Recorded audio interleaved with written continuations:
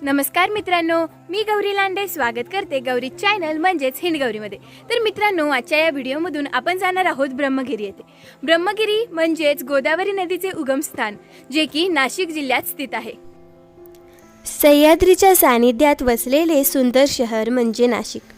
नैसर्गिक आणि पौराणिक वरदान मिळालेल्या नाशिक शहरात निसर्गाचा आनंद लुटत आम्ही त्र्यंबकेश्वर तालुक्यातील ब्रह्मगिरीच्या पायथ्याशी पोहोचलो। अतिशय निसर्गरम्य वातावरण आम्हाला पाहायला मिळालं। ब्रह्मगिरी पर्वतावर श्रावण महिन्यात निसर्गाचा निरागस आणि पावन स्वच्छ चेहरा भाविकांना पाहायला मिळतो। ब्रह्मगिरी हा सह्याद्रीच्या रांगेंमधला एक विशाल डोंगर आहे। उंचीनुसार हा महाराष्ट्र राज्यातील दुसऱ्या क्रमांकाचा सुळका आहे। ब्रह्मगिरीची उंची समुद्र सपाटीपासून जवळपास 1295 मीटर एवढी आहे।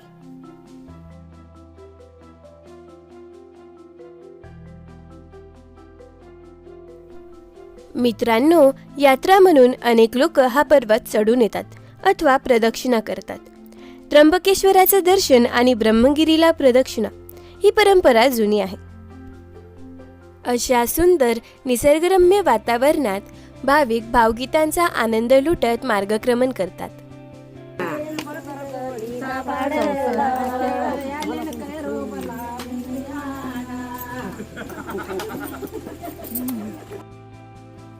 निसर्गाचा आनंद घेत मजा करत प्रवास करताना खरंच खूप छान वाटतं। ब्रह्मगिरी या पर्वताला नैसर्गिक तसेच धार्मिक वरदान मिळाले आहे असे म्हणायला हरकत नाही।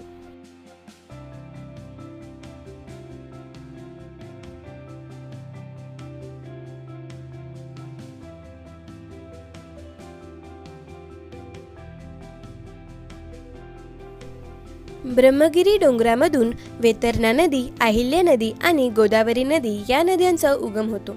वेतरणा नदी पश्चिम दिशेने खाली उतरते आणि अरबी समुद्राकडे जाते, तर गोदावरी पूर्वेच्या दिशेने आंध्र प्रदेशात बंगालच्या उपसागराला मिळते।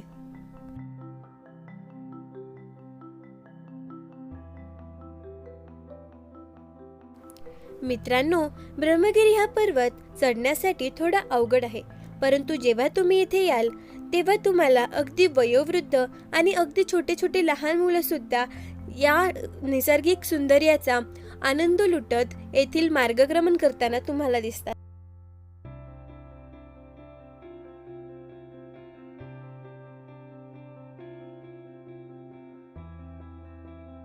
मित्रांनो, ही आहे ब्रह्माजीची गुफा। याच गुफेमुळे या पर्वताचे नाव ब्रह्मगिरी असे पडले। या ब्रह्मगिरीची आख्यायिका अशी की एकदा ब्रह्मदेवाने विष्णूला म्हणाले की मी सृष्टीकर्ता असल्यामुळे शिवमहिमा काय ते मला माहितीच नाही। विष्णूने मात्र नम्रपणे सांगितले की मीही पुष्कळ तप केले, परंतु मला अजूनही भगवान शिवशंकराचे ज्ञान झालेले नाही। या संवादानंतर ब्रह्मा आणि विष्णूंनी भगवान शिवशंकराचा शोध घ्यावा असे ठरवले। ब्रह्मदेवाने शिवाचे मस्तक शोधावे आणि विष्णूने चरण। दोघांनी पुष्कळ शोध घेतला, परंतु तो व्यर्थ ठरला। तेव्हा ब्रह्मदेवाने एक कारस्थान रचले। ब्रह्मदेवाने आपल्या सामर्थ्याने गाय आणि केतकी पुष्प निर्माण केले आणि त्यांना आपल्या बाजूने साक्ष देण्यास राजी करत आपल्याला शिवाचे मस्तक सापडल्याचा दावा केला। देवांना या दाव्याबद्दल शंका वाटली। तिचे निराकरण करण्यासाठी ते शिवलोकात गेले। त्यांचे म्हणणे ऐकल्यानंतर ब्रह्मदेवाचे कारस्थान भगवान शिवशंकराच्या ध्यानात आले। ते क्रोधित झाले आणि त्यांनी ब्रह्मदेवाला शाप दिला की आजपासून भूतलावर तुझी कोणीही पूजा करणार नाही। नंतर काय, ब्रह्मदेवालाही भगवान शिवशंकराचा राग आला आणि त्यांनी शिवाला प्रतिशाप दिला की तू भूतलावर पर्वत होऊन राहशील। नंतर ब्रह्मदेवाला आपल्या कृत्याचा पश्चाताप झाला। त्यांनी भगवान शिवशंकराची तपश्चर्या केली। शिव प्रसन्न झाले आणि त्यांनी ब्रह्मदेवाला वचन दिले की पर्वत रूपाने भूतलावर माझे वास्तव्य असेल आणि या पर्वताचे नाव ब्रह्मगिरी असेल। अतिशय चित्तथरारक असा अनुभव तुम्हाला या ट्रॅक दरम्यान मिळेल. खूप सुंदर असे हे ठिकाण आहे. मित्रांनो, जेव्हा तुम्ही पावसाळ्यात ब्रह्मगिरीला भेट देतात तेव्हा तुम्हाला अतिशय चित्तथरारक अविस्मरणीय असा अनुभव मिळतो. भगवान शिवशंकराच्या 12 ज्योतिर्लिंगात त्र्यंबकेश्वर हे ठिकाण देखील समाविष्ट आहे. म्हणून श्रावण महिना आला की श्रावणी सोमवारामध्ये भाविकांची प्रचंड गर्दी त्र्यंबकेश्वर येथे आपल्याला पाहायला मिळते. प्रत्येक श्रावण सोमवारी भाविक ब्रह्मगिरीस प्रदक्षिणा घालतात आणि तिसऱ्या सोमवारी तर भाविकांची प्रचंड गर्दी ब्रह्मगिरीला प्रदक्षिणा घालण्यासाठी आलेली असते. अतिशय उत्साह आणि आनंदात आमचा प्रवास चालू होता.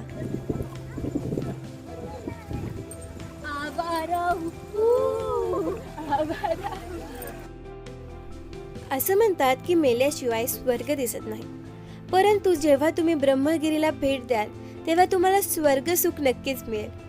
अतिशय चित्तथरारक, अविस्मरणीय आणि निसर्गरम्य वातावरणात मिळणारा हा अनुभव तुमच्यासाठी एक अमूल्य शिकवण देऊन जातो.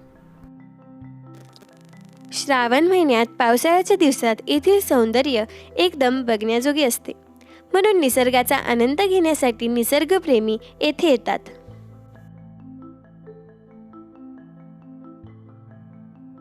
मित्रांनो, आमच्यासोबत ब्रह्मगिरी सर करताना अवस्थी काका आणि काकू होते. जवळपास गेल्या 25 वर्षापासून प्रत्येक वर्षातून एकदा तरी ते ब्रह्मगिरी सर करतातच.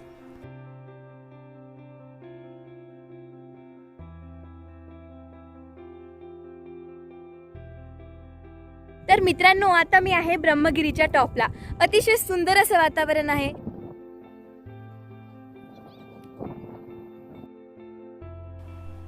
भाविकांची अशी श्रद्धा आहे की इथे साक्षात शिवाचे वास्तव्य आहे. आजवर घडून गेलेल्या अनेको महान ऋषीमुनींनी, संतांनी या ब्रह्मगिरी पर्वतावरच आपली तपश्चर्या केली आहे. जे भाविक त्र्यंबकेश्वर येथील ज्योतिर्लिंगाचे दर्शन घ्यायला येतात ते या ब्रह्मगिरी पर्वताला सुद्धा आवर्जून भेट देतात. मित्रांनो, दक्षिण भारतातील सर्वाधिक पवित्र आणि महत्त्वपूर्ण मानली जाणारी गोदावरी नदी या ब्रह्मगिरी पर्वतावरच उगम पावत असताना आपल्याला दिसून येते. आता आपण गोदावरीचे उगमस्थान पाहणार आहोत. येथे तुम्हाला हे कुंड पाहायला मिळेल. कुंडामध्ये अतिशय स्वच्छ पाणी आहे आणि 12ही महिने असेच पाणी तुम्हाला पाहायला मिळेल.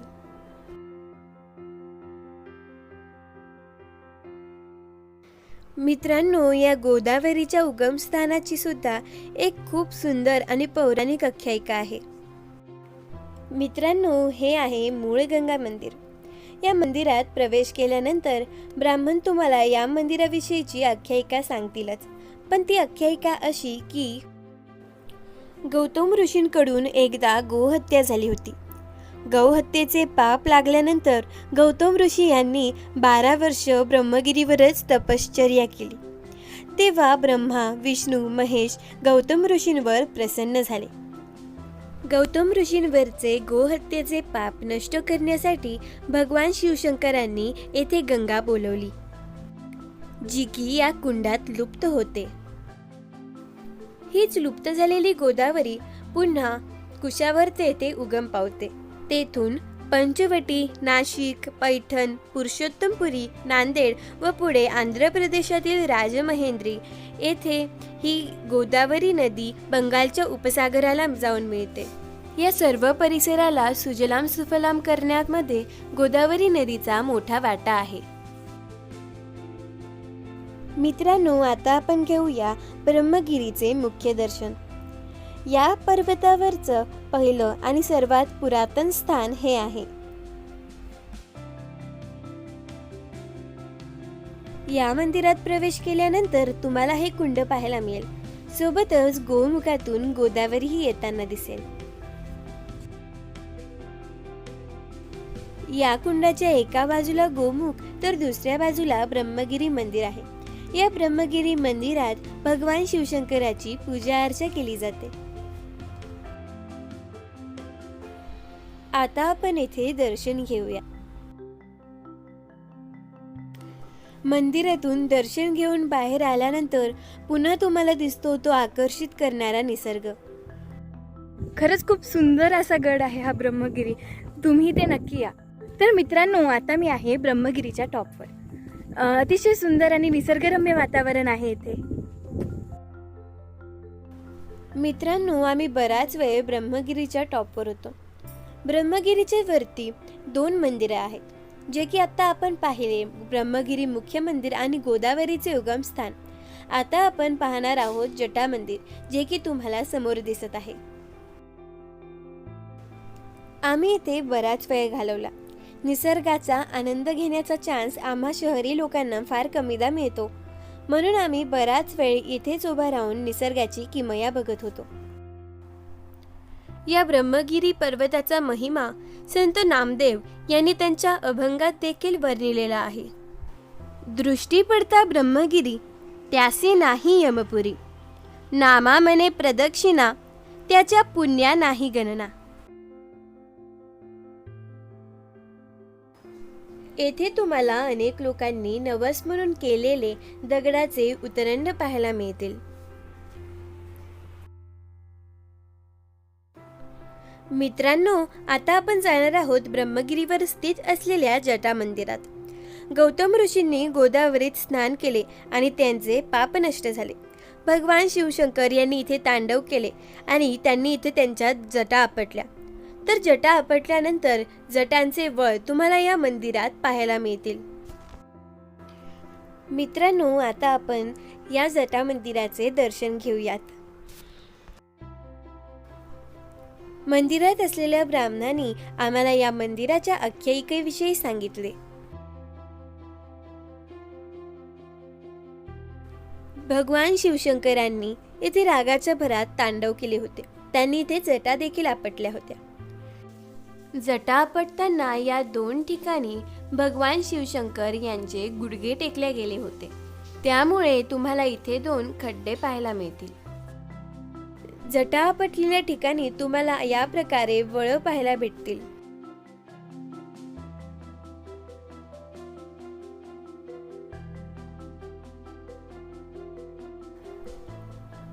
दोन्ही बाजूंनी असलेले डोंगर धुक्यांनी झाकलेले दिसून येतात.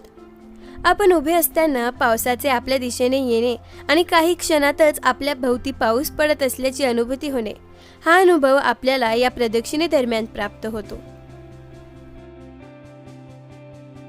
आता आपण उतरणार आहोत.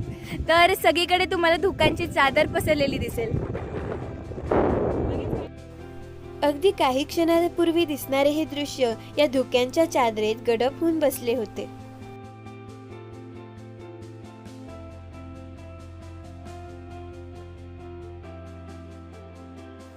मित्रांनो, असे म्हटले जाते की ब्रह्मगिरी प्रदक्षिणा ही श्रावणाच्या 3ऱ्या सोमवारी केल्याने अधिक फलदायी ठरते.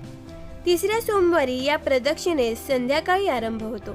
इसवी सन 1986 नंतर लाखोंच्या संख्येत 3ऱ्या सोमवारी भाविक फेरीसाठी येऊ लागले. तेव्हापासून दरवर्षी श्रावण महिन्यात 3ऱ्या सोमवारी प्रचंड संख्येत भाविक येथे फेरीसाठी येण्याची प्रथा सुरू झाली. 1 वाजता आम्ही ब्रह्मगिरी चढायला सुरुवात केली आणि आता जवळपास 5:30 वाजलेत आणि आता आम्ही उतरतोय. परतीच्या मार्गावर आम्ही जातोय.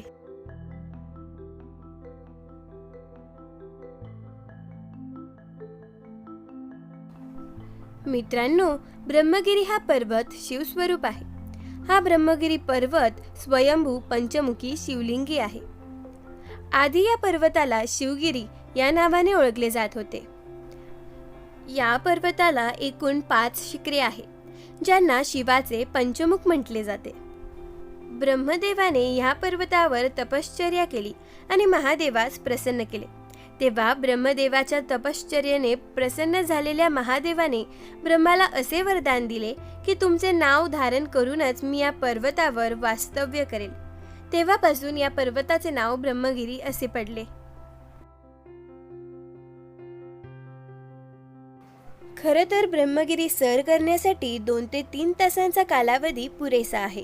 परंतु एखादं ठिकाण एक्सप्लोर करायचं असेल तर वेळ तर लागणारच. आम्ही जवळपास दुपारी 1 वाजता ब्रह्मगिरी चढायला सुरुवात केली होती आणि उतरण्यासाठी आम्हाला जवळपास 7-7:30 वाजले. पण मी तुम्हाला सजेस्ट करेल की तुम्ही जास्तीत जास्त वेळ या पर्वतावर घालवा, कारण अतिशय निसर्गरम्य वातावरण तुम्हाला इथे पाहायला मिळेल. जाता जाता तिथे आम्हाला ही पुरातन वास्तू पाहायला मिळाली. आतमध्ये जाऊन एक्सप्लोअर करण्याचा मोह आम्हाला आवरताच आला नाही.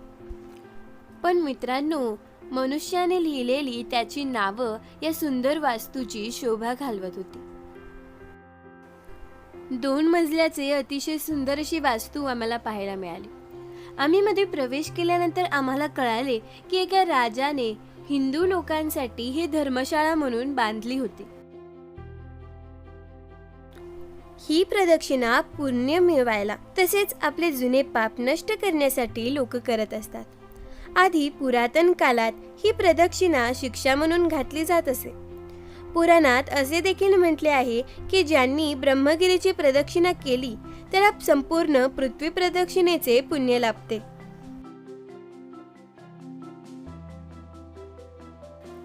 मित्रांनो, ब्रह्मगिरी हे ठिकाण खरंच खूप सुंदर आहे. ब्रह्मगिरी या ठिकाणाला नैसर्गिक तसेच धार्मिक पावित्र्य प्राप्त झालेले आहे. निसर्गाचा आशीर्वाद असलेल्या या ब्रह्मगिरी पर्वतावर आपण मनुष्याने मात्र अतिशय कचरा करून ठेवला आहे.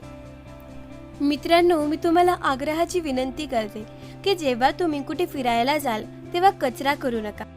या सुंदर वारशाचे आपण जतन करायला हवे.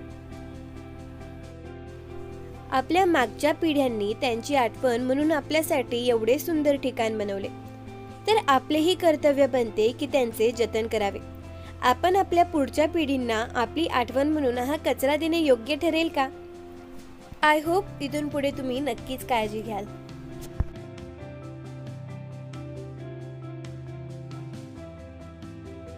बाय द वे, कसा वाटला आजचा व्हिडिओ? आय होप तुम्हाला हा व्हिडिओ आवडला असेल. जर तुम्हाला हा व्हिडिओ आवडला असेल तर लाईक, शेअर, सबस्क्राईब आणि कमेंट करायला विसरू नका. लवकरच व्हिडिओ एका नवीन धमाकेदार व्हिडिओसह. तोपर्यंत बाय.